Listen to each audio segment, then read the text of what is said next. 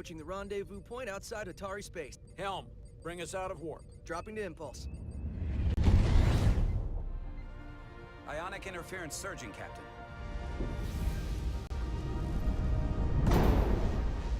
Shield integrity holding. We can take it. We are at the correct coordinates to meet the shuttle. Commander Rydek, find us our diplomat, if you will. Aye, Captain. Let's reduce the noise. Filter out environmental signals. I can manually tune what's left for Federation signal types.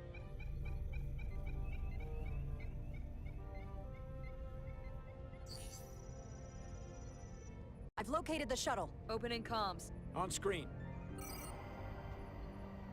Shuttle to Resolute. Shuttle to Resolute. Debris field. Lost maneuvering. Losing. I can't get it any clearer. Won't get a transporter lock. It's just not happening. Power up the tractor beam. We'll pull them directly into the docking bay.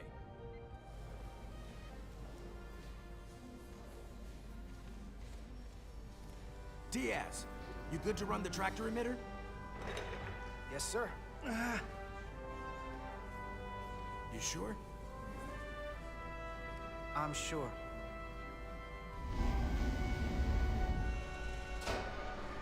Come on, Diaz. First thing, lock onto the shuttle and stabilize the rotation.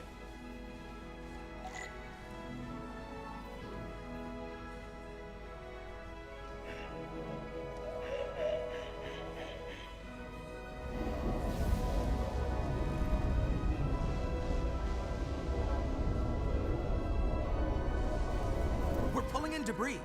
I'm on it.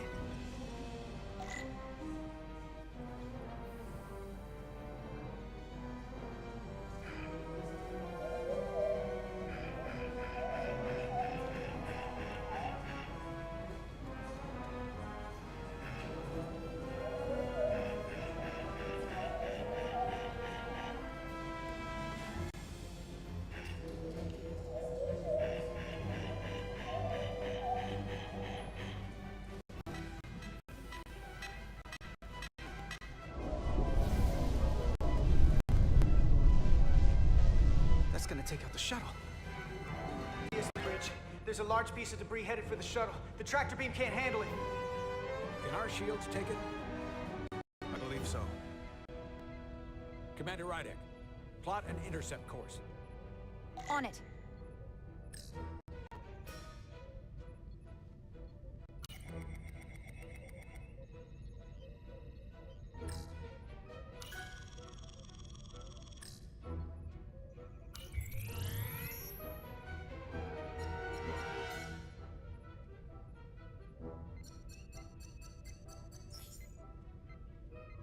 Here we go. Maneuvering thrusters bearing 53 Mark 17, 200 meters on an intercept course. Maneuvering.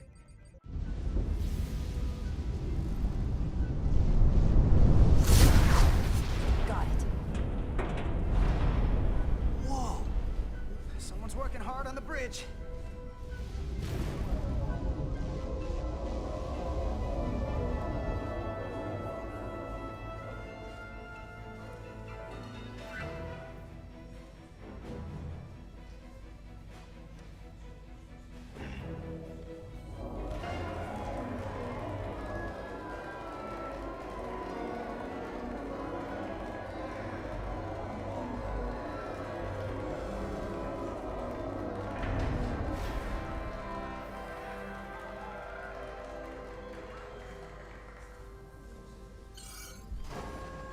Got the shuttlecraft on board. Good job. We're on our way down to meet them.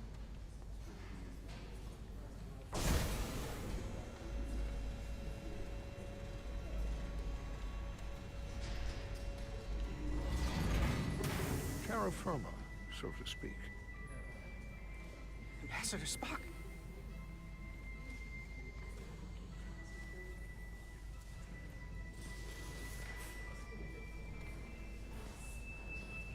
The captain will be right down to meet you, sir. In that case, I will wait for him here.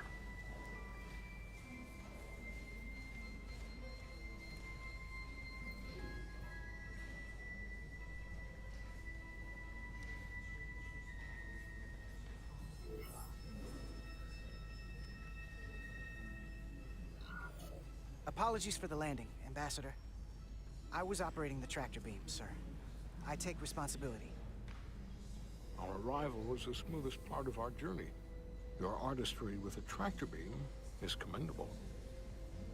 We thought we were prepared for our arrival in Hotari space, but it is evident my craft was not sufficiently robust for such intense ionic activity.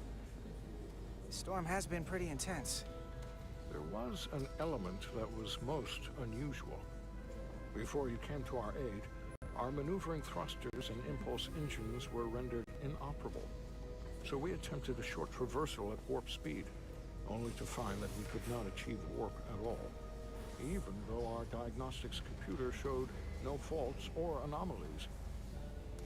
What do you make of that? When all indications say that warp speed is possible, but in practice, we find it is not. I'd rather investigate than speculate. A sound principle. Take readings, run some additional diagnostic checks, and we'll get to the bottom of this. Quite logical. Petty Officer... Carter Diaz. Sir. Thank you. Ambassador Spock, Excuse me. I'm honored to have you aboard. I'd like to get right to it. We're already behind.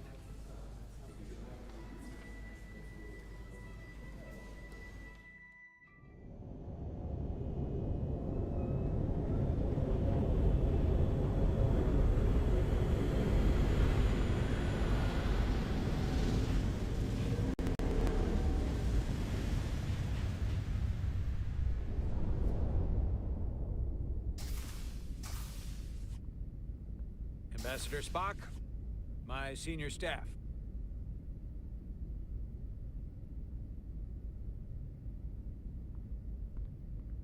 It's not every day that a captain gets to welcome a Starfleet legend aboard. You flatter me, Captain Solano. But legend implies the past tense, whereas I am very much focused on our present circumstances. I didn't mean to suggest you were stuck in the past. You're right, Ambassador. Not the most diplomatic choice of words. Your experience comes from the past. But our present situation calls for it. True enough. We were hoping you could fill us in on the details. We got the basics from Starfleet. Two formerly peaceful neighbors are now on the brink of war. Indeed. And the tension between them grows fiercer by the hour.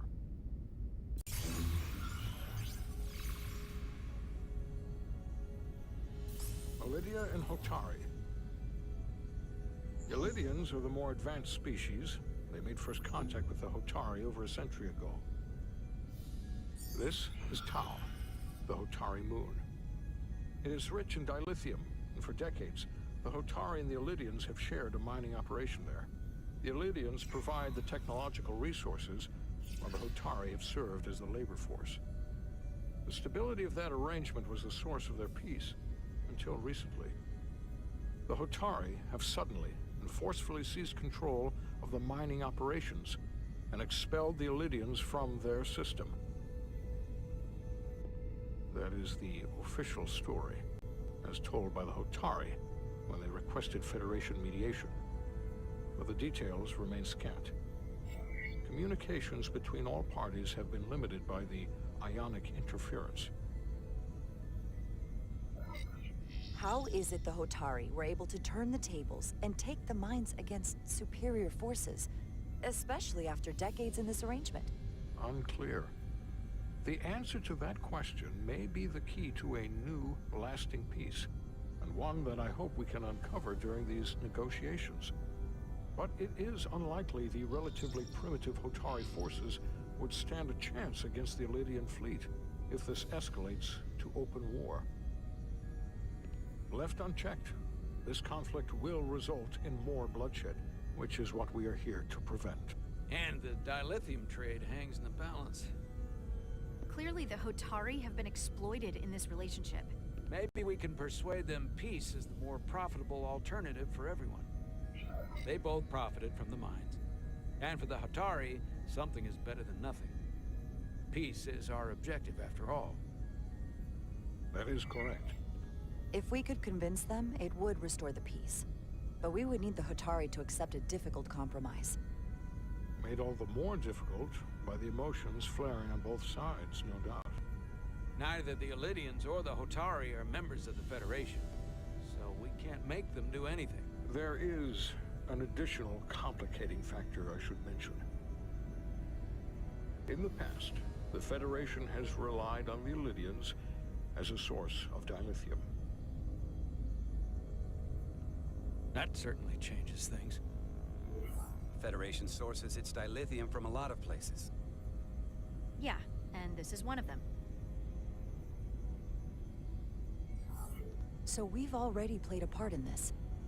Unfortunately, that is indeed the case, Commander Rydek. We're morally obligated to make this right. Hold on. Our only obligation is to negotiate the peaceful resolution of this conflict.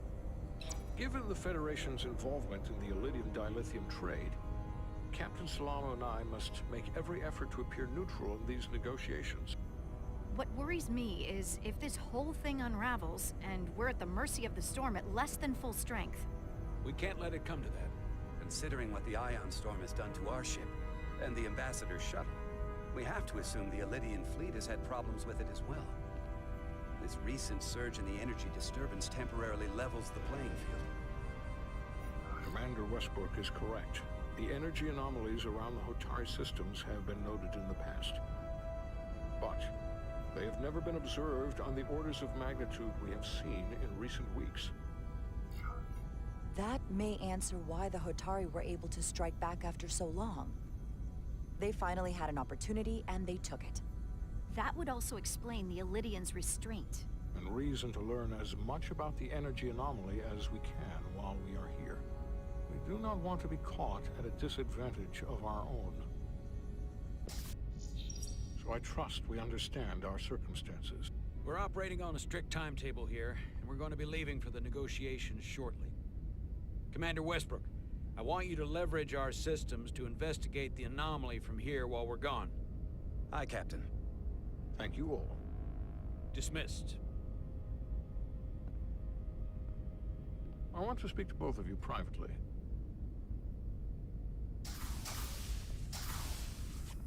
Ambassador Spock, I'd like to make a formal introduction.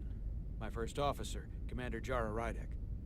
Commander, as you are aware, there are limits to what Captain Solano and I can do in our official capacity as representatives of the Federation. But someone in an unofficial capacity, your first officer, for example, would not be bound by those restrictions. Commander Rydek could ingratiate herself to certain parties behind the scenes, where they may be more candid in revealing information that could lead to a resolution. She certainly goes her own way. Maybe that helps in this case. It would be unconventional, but I'm not opposed to it. I'm honored to be included in the negotiation process. You're not just included, you are instrumental. Well, I hope Commander Rydek will have more luck finding out what really happened than we will through official diplomatic channels. The fate of the negotiations, the interests of the Federation, and the prospect for peace will very well depend on it.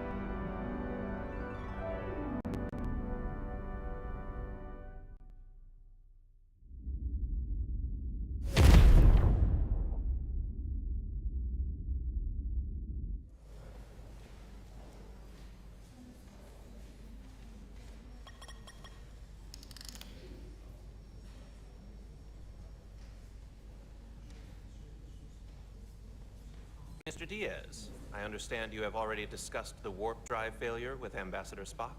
I have. It is imperative that the Ambassador's shuttle be flight ready.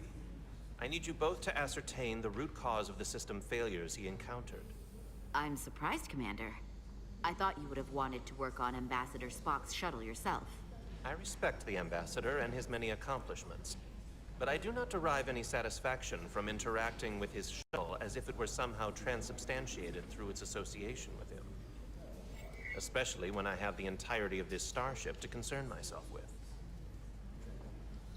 I am not the chief engineer of this shuttlecraft.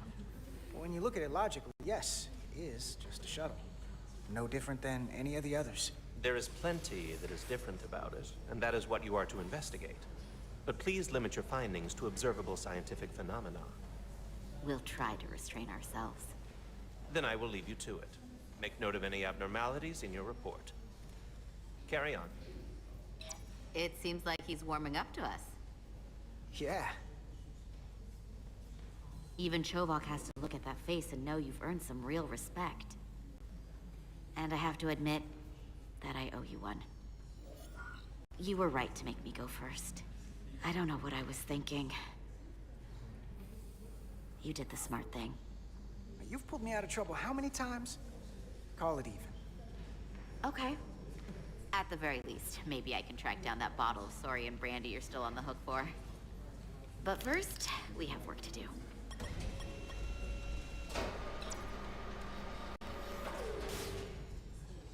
Ready to go? All set. Let's run the diagnostic.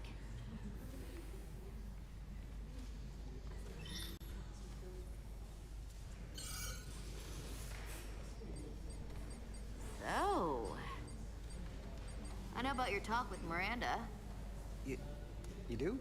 She sent me a Priority 1 dispatch right after your conversation. I'm happy for you. Both of you. Thanks. But I'm only going to tell you this once. Don't screw this up. Because I would be very unhappy if you tried this out and then, I don't know, 6 weeks or 6 days later, I have to start splitting holidays between the two of you. All because things went south and you're not on speaking terms. That just isn't gonna work for me. Are you upset? Not on your life, Diaz. But you need to be careful. I like my friends and I like our group. I don't want to lose that. Is that thing done? Yeah, it's wrapping up. Let's see. The relays along the primary EPS are blown. The backup relays are all intact. An EPS overload from the warp drive could cause that. But how did the shuttle end up dead in the water? Huh. Well, maybe the ship's data recorder can tell us something.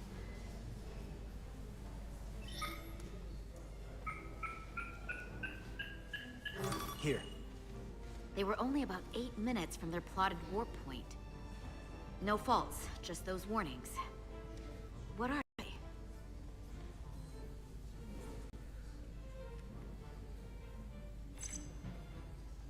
The warp field became inverted suddenly. I've seen this happen when the center warp coil cracks. A cracked warp coil throws a fault code. Still, we should take a look. There was a complete warp cascade failure. Wow. They're lucky the shuttle didn't turn inside out. Makes me think the computer panicked on the warp field equation. Subspace variance out of tolerance. What does that mean? It means the main navigation array lost sight of space somehow. Will the array going offline cause that? Yes, but it should have also thrown a fault code. Any one of these failures should have thrown a fault. If it was caused by a system failure. None of this caused the relays to blow. Roll forward to when that happened. Yes, ma'am. So here, they take a moment to get their bearings and they attempt to re-engage the warp drive. There. That's the relays blowing. And look, there's another warp system alert. They're all the same. Subspace variance out of tolerance, or warp inversions. Finally, there's a complete warp cascade failure. Then it's one of two things. Either a warp coil is cracked, or the navigation array is offline. That makes sense. Divide and conquer. You want to check the warp coils or the navigation array? I'll check the other. Let's not overcomplicate this. One of these systems is likely broken. I'll check the navigation array.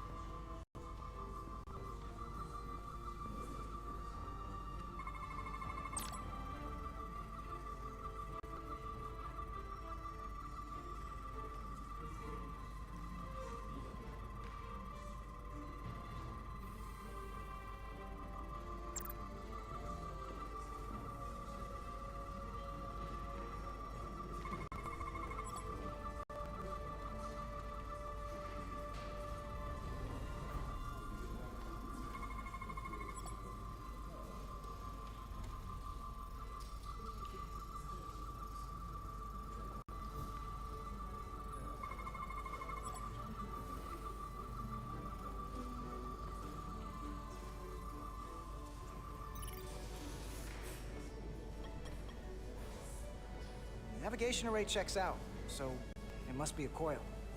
Except it's not. Checked and double-checked. Well, the readings don't lie. Here comes the security detail for the way team.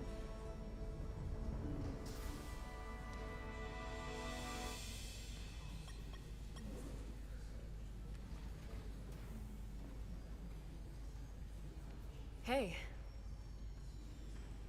I'm not here. We're escorting the negotiating team to the surface as soon as they come down from the bridge. I don't want to interrupt some important work. I was just hoping to see you before I go.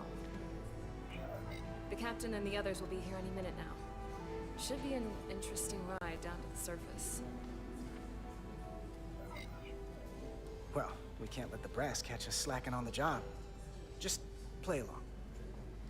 This is a Mark IV outboard diagnostic panel used for troubleshooting shuttles and other medium-sized transport vehicles. Some people prefer the Mark V because it's one better, but the Mark IV is still one better than the Mark III. That all sounds very technical. Hey, Maris. Aren't these those button pushers you're always hanging out with? And you're the phaser jockeys we always beat in Parisi squares, right? All aboard for Hotari. That another one of the captain's railroad things? Gotta be.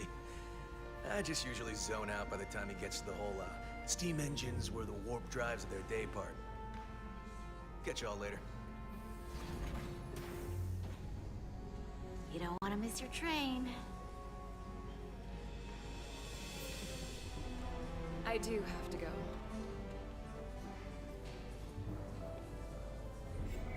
Not gonna lie, I'd rather not leave right now.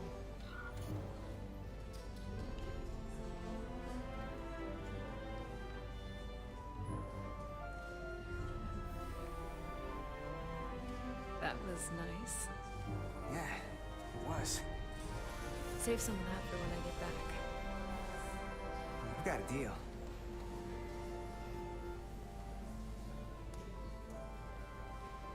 Be seeing you.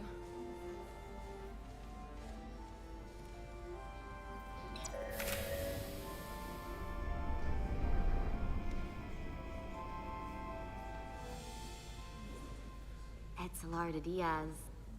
If you could float back down to reality, we still have a ways to go. All right, where were we? So, the warp coils in the navigation array are fine, but the nav computer doesn't seem to think so. I'm out of ideas short of field stripping the shuttle from bow to stern. You wanna take this out of the shuttle and throw it on the bench? Oh, real hands-on maintenance. I like it. Okay, the nav computer is patched into the ship. The ship's computer can double-check our work. If the shuttle's nav computer is putting out false data, we'll know it. Let's run through the shuttle's logs again. Running now.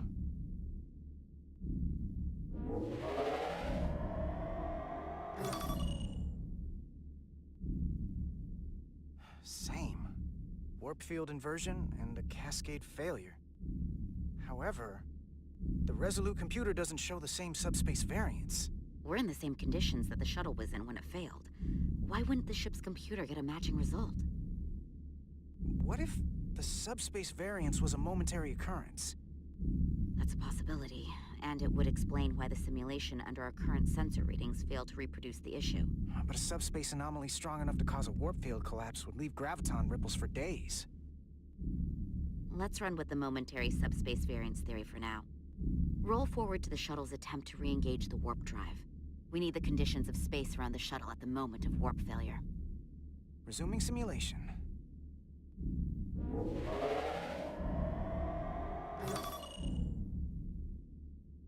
Error in warp field calculation.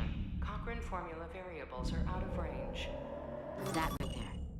Take the shuttle sensor data from that moment. Computer, why did the warp field calculation fail? Warp field pressure returned non-orthogonal. Results are undefined. That doesn't help. Wait, what if we use a different ship? Put Resolute into the simulation instead of the shuttle. Yeah, it should warp just fine. Unless... Computer, run the simulation with the Resolute. Resolute simulated. Computer, give me manual control on the warp power. Static field intensity, warp 1.1. 1.2. 3. Warp pressure is destabilizing. Error in warp field calculation. The warp drive has experienced a system-wide cascade failure. Warp field collapsed.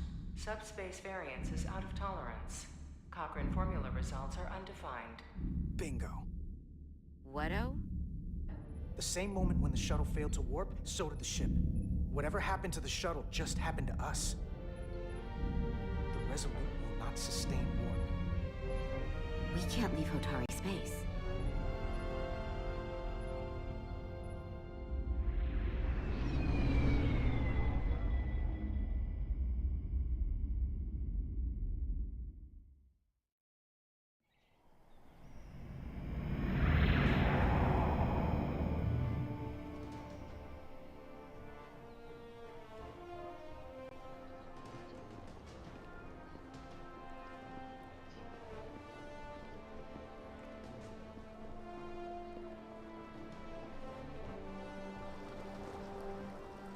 Ambassador Spock, Captain Solano, welcome to Hotari. We are honored you have come. My name is Tylos Altaris, Minister of Diplomatic Affairs. The honor is ours, and this is Commander Jara Rydick, First Officer aboard the USS Resolute. You'll find she has a keen mind, and unique insight into the dynamics between the Hotari and the Illidians. We are honored to be here as representatives of the Federation. I'm so glad. These must be the representatives of the mighty Federation, the reigning authority in the galaxy. Or so we've been led to believe. Whether that's true or not remains to be seen. But either way, we're grateful you've made the time to come to our little corner of the universe. And you are? This is Galvin, and this is Citron, the heroes of the revolt in the mines.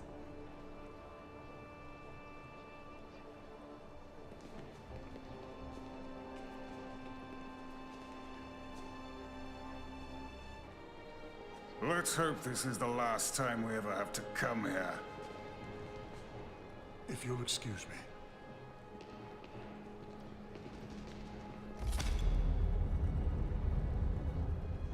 I think we're about to begin. Did you hear the arrogance from that guy? I don't know what we're walking into here. But that guy was something. That may be true. But let's keep an open mind going into the negotiations. Hopefully he's just one voice amongst many. Then let's hope he's the outlier. The Hotari have invited us as their guests, so we must show them the proper respect.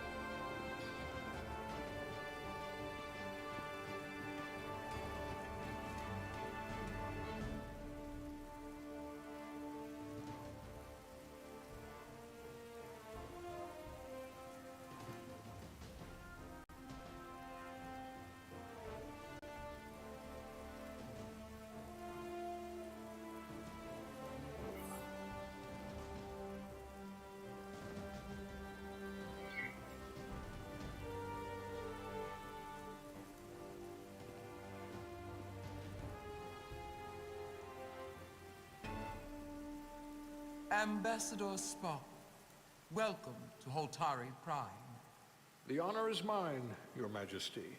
That the Federation would send one of their most respected representatives is not only an honor to the Hotari people and their queen, but a recognition of our stature and importance. Let's get on with it, shall we? With all due respect to the Federation and their ambassador, they have no authority here. We are not members of their alliance. We are not subject to their rule, nor yours. We demand the immediate return of all mining operations to Illidian control, as it has been for centuries and will be for centuries more. That has always been our understanding. That understanding has changed. Then you invite war! And if you cannot remain silent, you will be silenced. But his point is well taken. What is the Federation's interest in this matter? Perhaps you would have us trade one oppressor for another? The Federation remains neutral. Our only interest is the peaceful resolution of this conflict. We are here at your request, Your Majesty. For now. I'm trying to keep an open mind here, but it's not easy. I thought they wanted us here. Was there something you wanted to say, Captain? Oh, no. My apologies. And what about the Kobliad? She's not She part can of... speak for herself, can't she? Then let her.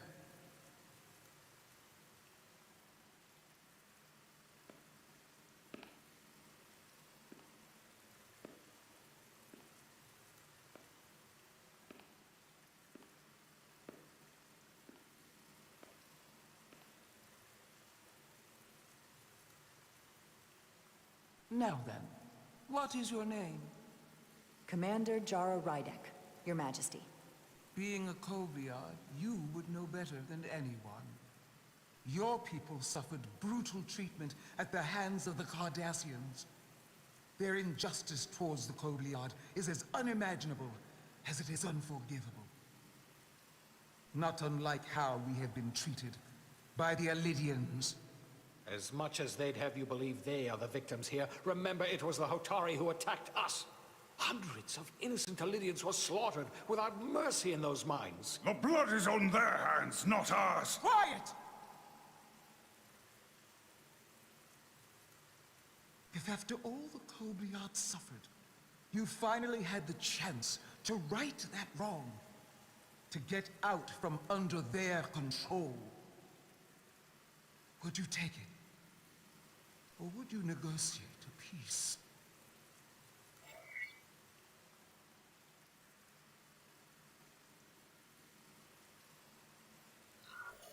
There is no remedy for what the Kobliad suffered. And I fear who we might have become in pursuit of it. There is no justice if the oppressed become the oppressor. So I would willingly accept a peaceful resolution if it were offered. That is the real opportunity. Perhaps, Commander Rydek. Perhaps. Unfortunately, that was not the case, was it? No, it was not. Peace is often elusive to those who need it most. The Federation is the most powerful, most advanced alliance in the galaxy. It's widely known we have an abundance of dilithium in our mines. And it's in your interest to secure a steady supply. Your Majesty, if I may. Ambassador Spock would have us believe you're here as a neutral party in the interest of peace. So why are you really here? I want the truth, not your Federation rhetoric. It's possible the Federation has an interest in both peace and securing a steady source of dilithium. One does not preclude or prevent the other. But that's just my personal opinion. Given the Federation has done business with the Elidians for decades, I would agree. It's entirely possible, if not highly likely. What they haven't said, but cannot deny, is a simple truth. The dilithium trade would not and will no longer exist without Elidian involvement. We created it for the benefit of everyone, especially the Hotari. We've given them warp technology. We've let them share in the profits. We've made their lives infinitely better than before dilithium was discovered. All of that goes away if the Federation turns a blind eye to their treachery.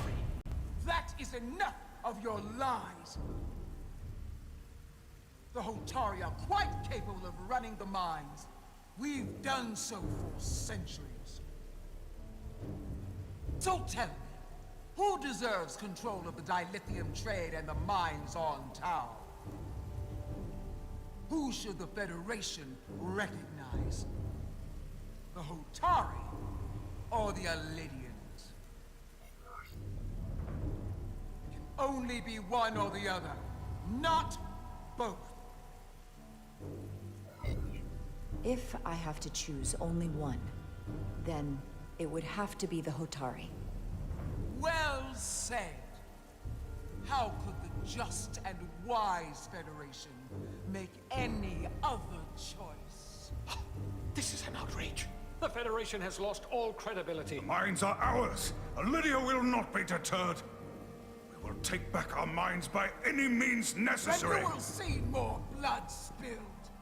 I am more than willing to address your concerns, Your Majesty. Yours as well, Representative. But I suggest we could have a more productive conversation with a smaller group. Perhaps only the most essential representatives.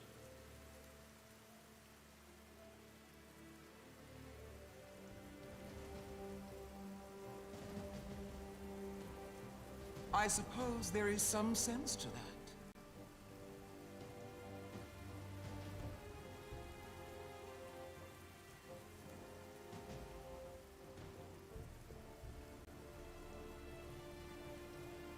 I hope we meet again, Jara Raiden.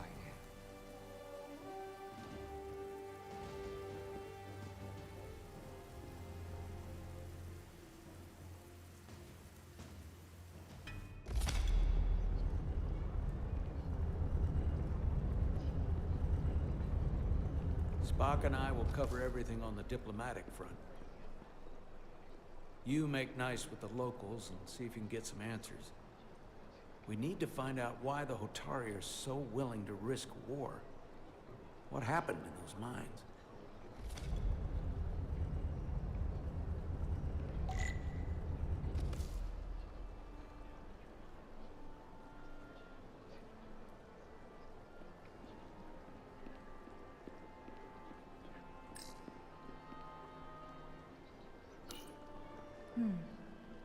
Soothing.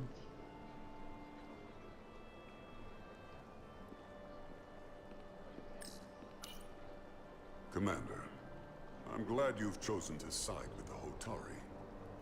I knew the Federation would see through the Alidians' baseless claims and protect the interests of my people. To be clear, I'm not on either side of this conflict. Our only interest is peace. I will keep that in mind. I assume you were there, the day the mines were seized from the Alidians. Not seized.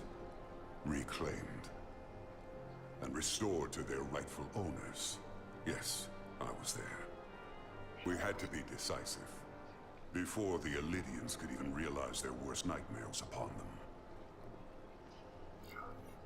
I'm curious why the Alidians haven't fought back. They have the ability to retake the mines anytime they want. Ability is one thing. Courage is another.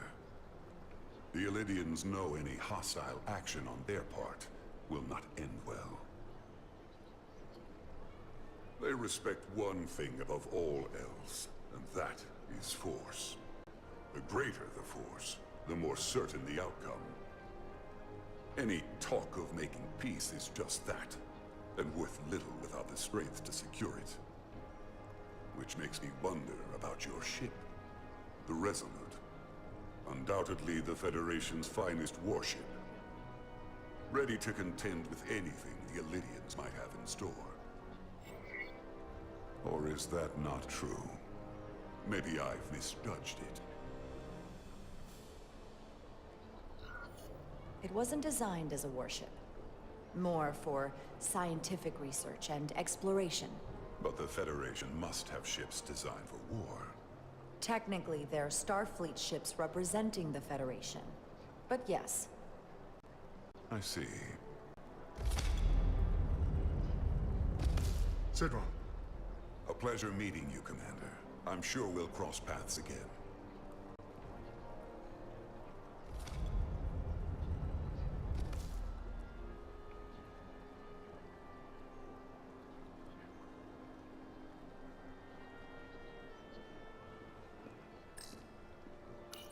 Commander Rydek, I'm encouraged to see the Federation supporting my people.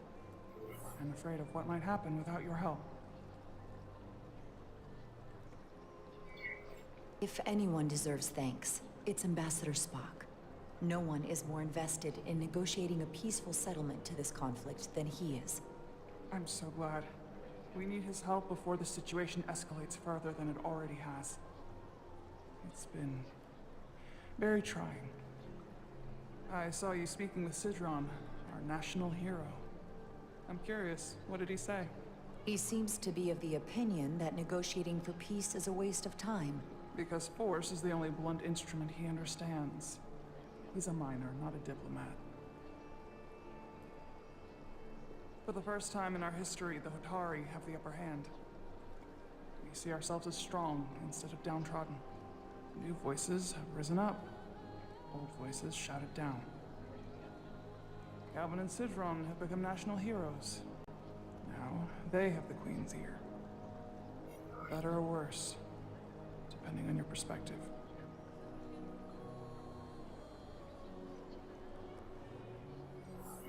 I get the sense you don't exactly trust them. I don't trust their instincts, which are leading us to war. My fear has been that the Illidians will launch an attack and crush us. You've seen their starship, no doubt. They could have retaken the mines whenever they wanted to, but it never happened. And as strange as this may sound, I'd almost say they're afraid. I just don't know what they're afraid of. It's still the same bluster and bravado you would expect from them. But it has no teeth. Like they're afraid of what might happen. Do you think it has something to do with the ion storm? Right now, it's stronger than ever, isn't it? It's entirely possible. I'm not a scientist, but I do know the storm has knocked out all kinds of systems. So maybe Illidians weren't willing to risk their ships, given all the interference.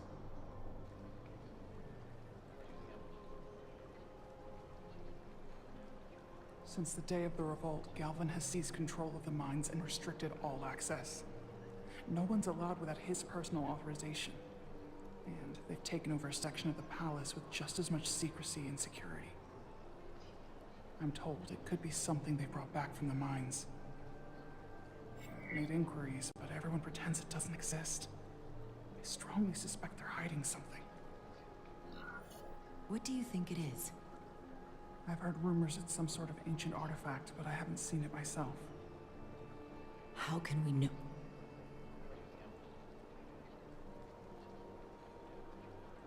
I'd better see what's happening.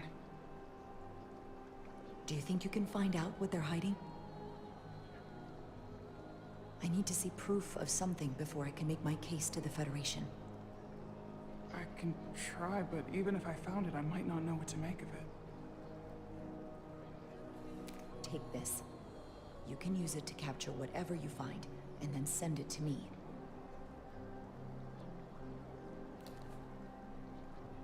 Thank you. I will let you know what I find. And I look forward to our meeting again.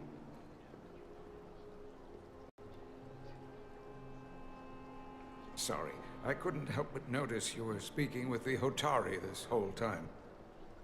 I figured in the interest of fairness, I should offer another perspective. Of course. I'm probably not telling you anything you don't already know, but these negotiations rely on the Federation's neutrality, as does any hope you might have for a supply of dilithium in the future. So, why you would choose to side with the Hotari escapes me. Without Illidian involvement, there is no dilithium trade. But clearly, you weren't aware. Of all my concerns, dilithium is not one of them. I could care less about securing a supply, now or in the future. I'd be curious to know if the rest of the Federation shares your indifference. Major Salit Arminta, Special Attaché, Illidian Armed Forces. Pleasure to meet you, Commander. I have my issues with the Hotari, but I have to give them some credit. They know how to seize an opportunity. Inciting an uprising the same day as a massive, once-in-a-lifetime ion storm. Our assumption was that this storm was just an anomaly. Yes, a very convenient anomaly. At least, that was what we were told. Of course, I wasn't there. But who am I to say otherwise? You sound skeptical. Well, the official story is that it was the storm that enabled the revolt. How else do a bunch of unarmed, unorganized miners seize control of an entire moon, much less thousands of mines? But I've talked to people who were there. They tell a different story. They say they're lucky to have escaped with their lives. That it was more than just the storm. That somehow the miners were able to harness the energy from the storm. I know it sounds crazy. I'm not even sure I believe it myself. But that's what they said. You said the Hotari were primitive. Well, they are. Except for the part about weaponizing ion storms.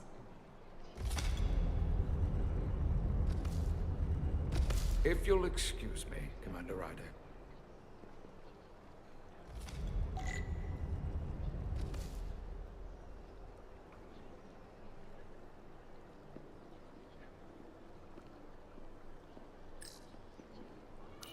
Such rough terrain.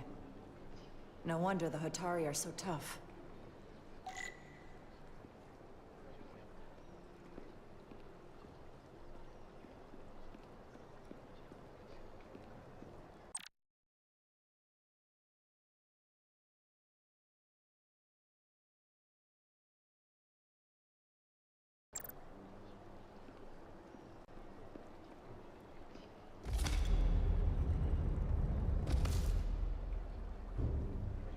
Well, that was a disaster. What happened? The Hotari refused to concede anything, so the Elydians stormed out. The Hotari did not invite us here as peacekeepers. I hope your efforts were more fruitful than ours.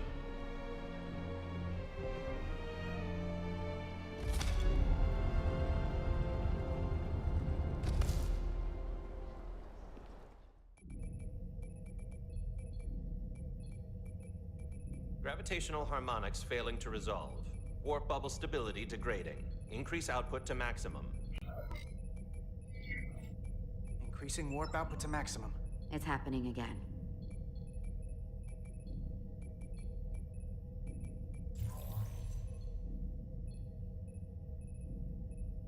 It is evident that presently, the Resolute cannot achieve warp propulsion. Since our diagnostics rule out any problems with our warp systems or anything about the ship, the problem appears to be the fabric of space itself. Space itself?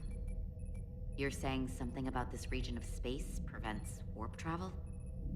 Prevents it, or can't sustain it. However improbable, that appears to be the case. We need to know more. The storm didn't stop us from leaving space dock and traveling here. But could it still be causing this interference with warp travel? We must follow sound investigatory principles. Do not let an assumed conclusion drive your analysis. Sometimes we need a little inspired thinking, Mr. Chovak. Captain Solano is on his way back from the negotiations, and I want to have some answers for him when he gets here. Indeed. Given the facts at hand, we may be able to deploy subspace probes around the ship to construct a clearer picture of the phenomenon. Around the ship. I'll prep a shuttle.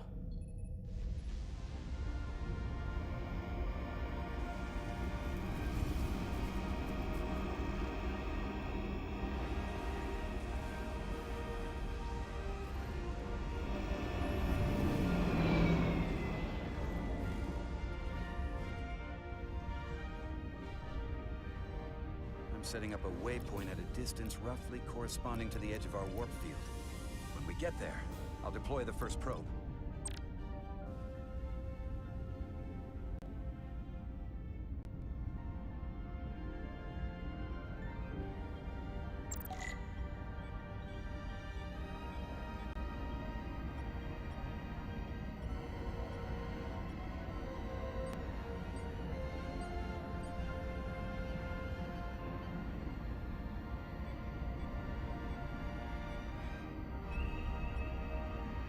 Commander Westbrook, the Resolute systems are calibrated to receive the probe's readings.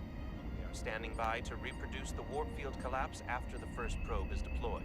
Thank you, Mr. Chovak. We'll be in position shortly. And, Mr. Diaz, do take care in piloting the shuttlecraft. Now is not the time to indulge in the human penchant for joyriding. Chovak probably isn't such a fun guy to work for, huh?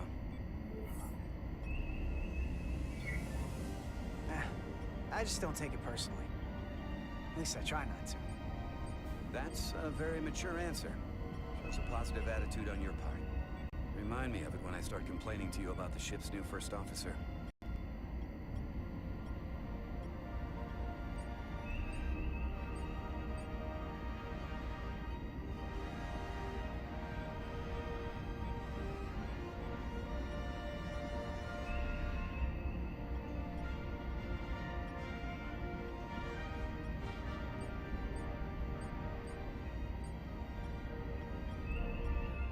This is far enough.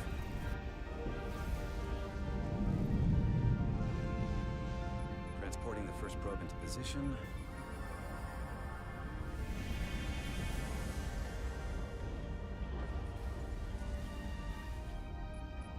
Westbrook here. First probe is deployed. Understood. We are reading it. We are about to replay the simulation.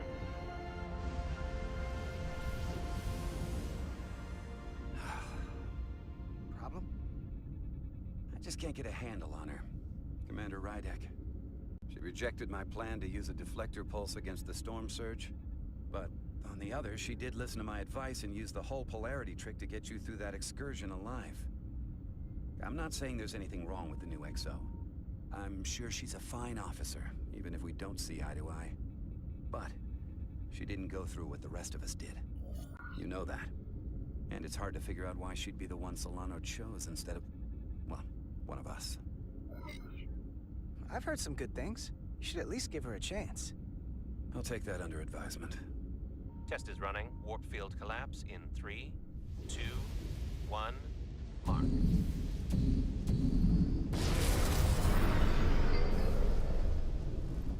Whoa. All right, that is definitely a problem with the fabric of space. We need to get another probe out there.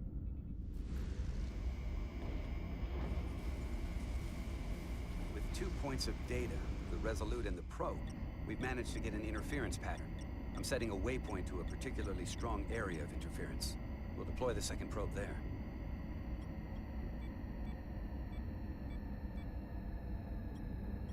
Listen, I'm gonna give you a piece of advice I wish someone had given me. Make sure you're never just one thing. And don't get so focused on what's in front of your face that you lose sight of the big picture. Before Rydek showed up, the captain pulled me into his ready room and told me he didn't think I had the people skills to be first officer. What a load of crap. I mean, if he'd said that about Chovak, sure. Well, if you're asking, I think you're a people person. After all, here we are. Me, an enlisted officer. You, one of the senior staff. Talking like old buddies. I should send Solano to talk to you. Bring him on. I'm sure you can handle him. You've got potential. You're a capable engineer. You're good in the field. Keep up the good work, and who knows? A solid jack of all departments like you could be Commander-in-Chief of Starfleet one day. Hell, Admiral Jellicoe started as a shuttle pilot. You know, I'd be the best leader Starfleet ever had. Lower decks always have to fix all the problems Command causes. Maybe I'd just save everybody some steps. Well, don't forget about us little people when you're running things. Of course not. You gotta remember where you came from.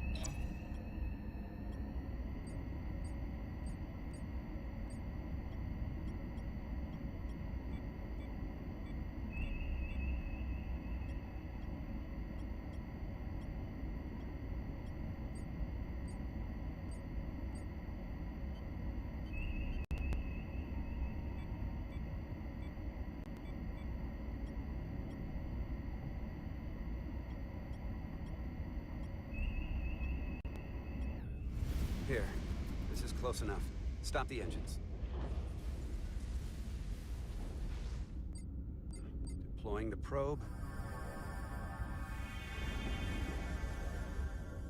Westbrook to Commander Chovak. We're ready for another sampling of data. Very good. Running the simulation again. Warp field collapse in 3, 2, 1. On.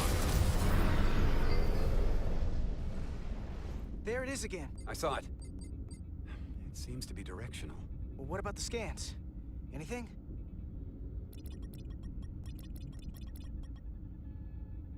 Here's the readings in relation to our local space. We've got the Resolute, Otari Prime, and the probes. All this interference is overloading the sensor buffers. We're gonna have to triangulate the sensors manually.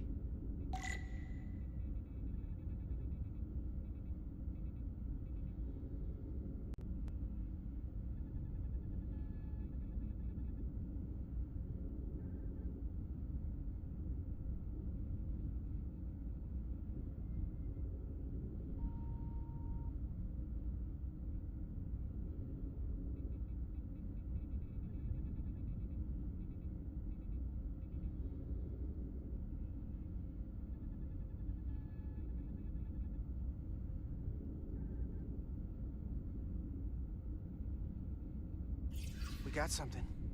These markers indicate peaks in the gravimetric interference patterns. Let's see if I can find some more.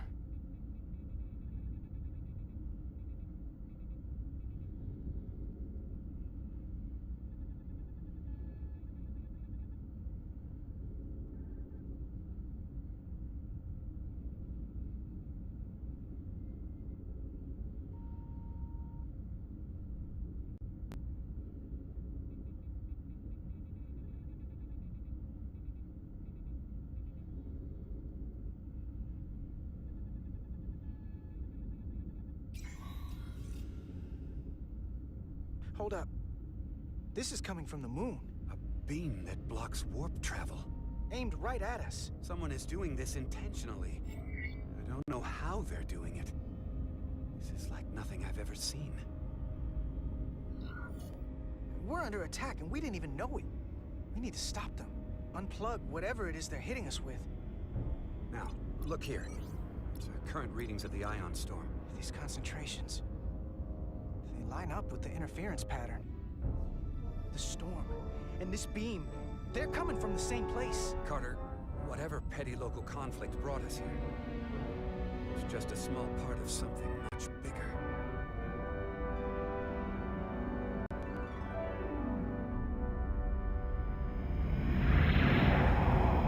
Presently, we don't have an explanation for how they're doing this. One thing is clear. This is no fluke. Thank you, Mr. Westbrook. I want a full briefing when I'm back on board. Solano out. A targeted weapon that inhibits warp travel. Coming from the moon Tau. That would explain the difficulties my shuttle encountered. More importantly, the tenor of the Hotari during the negotiations. And here I thought the Elydians would be the problem. Coming to peace talks in a warship. This wasn't supposed to be so complicated. For all their posturing, every indication is that the Elydians are afraid of the Hotari. They didn't bring their warship as a threat. They brought it because they're scared. From everything we witnessed, I would say that is highly likely. But what are they afraid of? Tylus, the Hotari representative, said she thought they found something in the mines. Galvin and Sidron brought it back to the palace, but they're keeping it under tight security. She's going to investigate it. I gave her my tricorder. I expect she'll contact us soon. You found an ally. Why would Tylus help us? Go behind her people's back? It's a fair question, considering. She doesn't like the way Galvin and Sidron have been manipulating the situation. And the Queen. Working with us to go around them isn't the same as betraying her people. That may be true. She's certainly more likely to help than the other Hotari we've met. That raises another question. Specifically, what do the other Hotari have to gain in bringing us here, only to make this hostile maneuver against us? There must be some motivation. Unless they changed their minds between when they asked and when we got here. Given their indifference to the negotiations, and what we now know about this warp-disrupting weapon, it's almost as if they want to start a war. And Sidron was convinced the only thing the Illidians respect is force. I would say he's right about that. But at least they know when to hold back. But that does not explain why they would turn their aggressions against us. I don't think the Illidians know what's really down on that moon either. Major Arminta said the revolt defied explanation. That the Hatari miners somehow harnessed the energy of the storm. Harness the energy of the storm? Doing that is beyond even our capabilities. So is a weapon that disrupts warp travel. There have been civilizations and entities, both past and present, far more technologically advanced than the Federation. The Illidians and Hotari don't fall into that category. But that is all the more reason to investigate further. Commander Rydek, sorry to interrupt. We've received an urgent call from Hatari. The Queen's advisor, Tylus, has asked to speak with you. Put her through.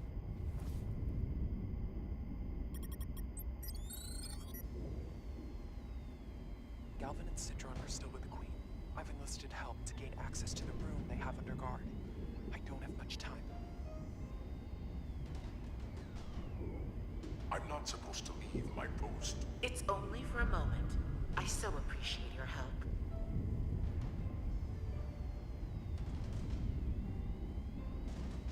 I found something. I'm sending you a scan.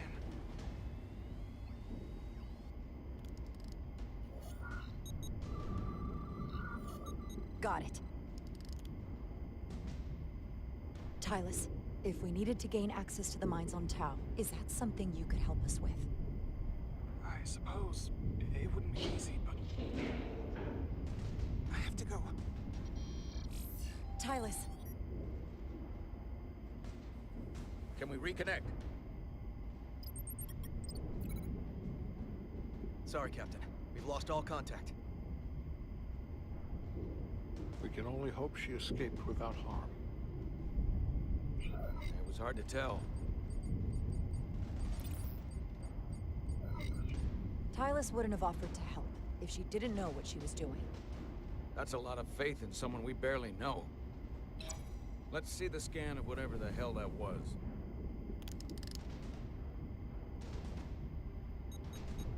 Tylus suspects this came from the mines on Tau.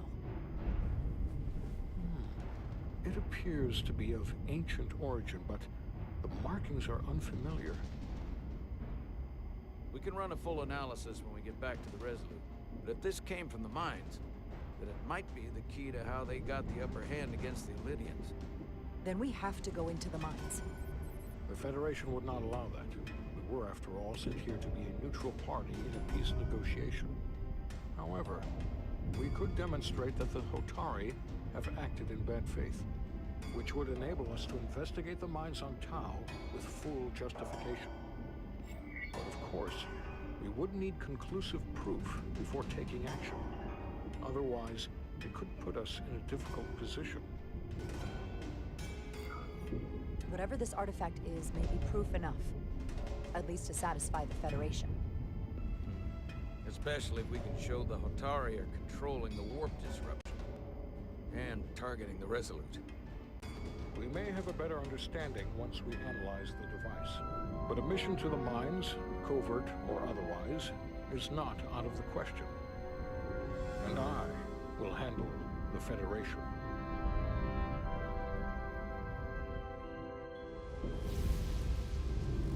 As I was telling Carter, I want all the data I can get on this warp problem. And the negotiating team's shuttle has been recording data all the way back from Hotari. Even better than our probes. So pull the sensor and engine ISOs from the Melville when it sets down. Will do. I'll join you and Shovak down in engineering to run another analysis after the briefing.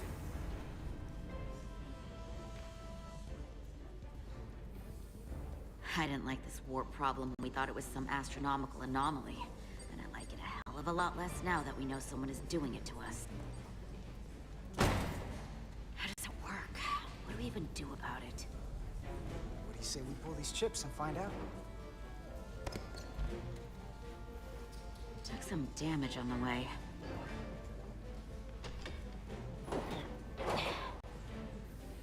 Hydraulic interference scored the hull plating.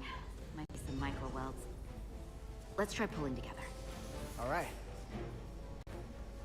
3, 2, 1. It won't budge. Gotta be the storm damage. We need to... Welcome back. Any excitement down on the surface? Excitement? No. Nothing like that.